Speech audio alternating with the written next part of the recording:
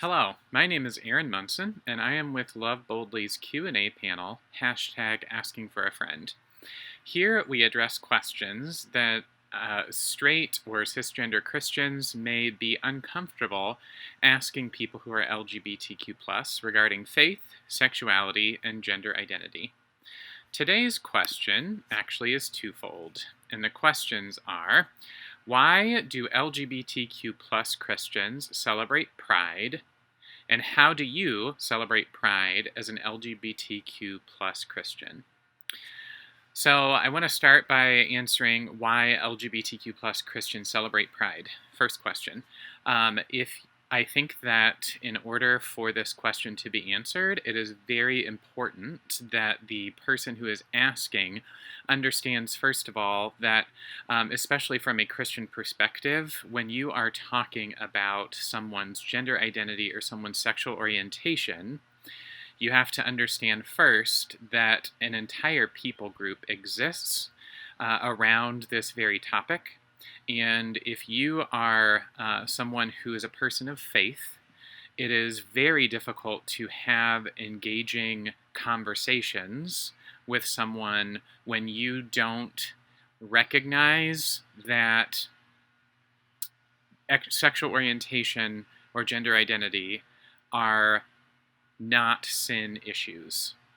I've done several speaking engagements in churches and for different conferences and things, and often that is one of the biggest triggers for people who are straight or cisgender, because they are coming to this conversation believing that being gay or being trans or being a lesbian, those are all sins, and you won't be able to move past that or even have an element of understanding or compassion towards LGBTQ people if that is where you stop.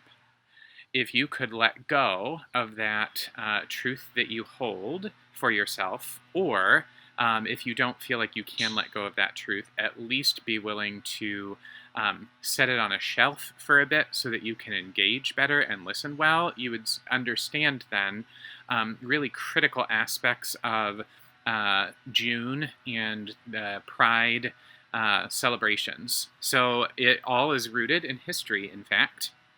In case you did not know the history, Pride started because of the Stonewall riots in New York City. Stonewall Inn was a place in New York on June 28th, 1969. At that time, homosexuality was considered to be a criminal offense. And it had been up against the law to sell alcohol to gay people until 1966. So many establishments like Stonewall Inn that existed that were for LGBTQ people, they operated without a liquor license. So you see that society had already set up LGBTQ people and their establishments, set it up to fail. And the most vulnerable people, especially at that time, and I would argue still today, that were arrested at that time were employees of the Stonewall Inn and also trans people. At the time, they called them cross-dressers. And that was due to New York City Penal Code 240.35, subsection 4, and also Penal Code 240.37. Because police officers used those two specific codes to arrest or detain people who were men who had on too many articles of clothing, from too many female articles of clothing. And police manipulated and abused those codes against LGBTQ people, and especially trans women.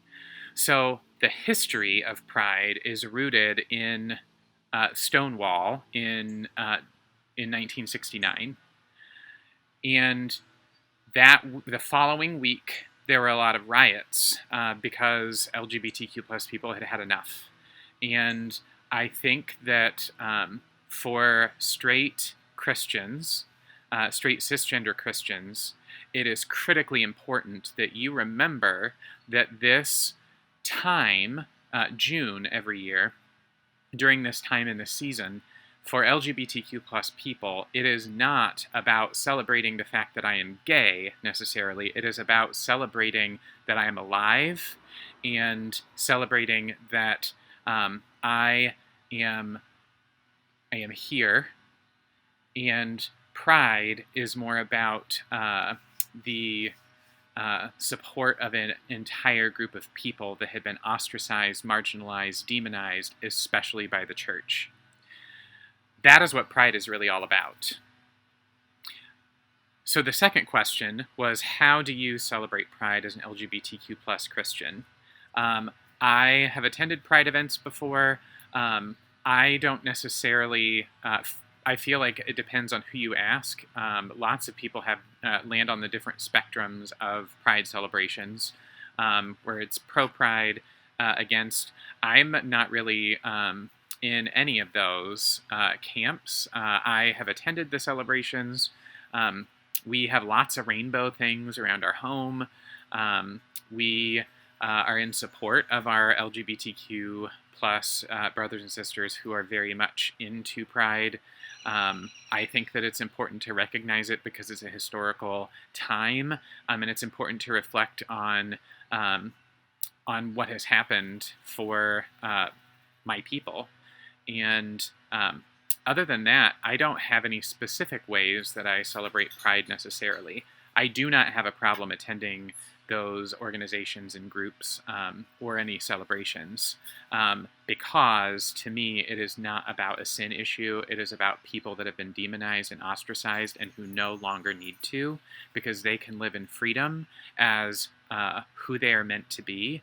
And until Christians and cisgender people, straight Christians and cisgender people get to that point of understanding, it would not be a fruitful conversation. So thank you for asking those two important questions, and I hope that this has shed some light for you on this really important topic.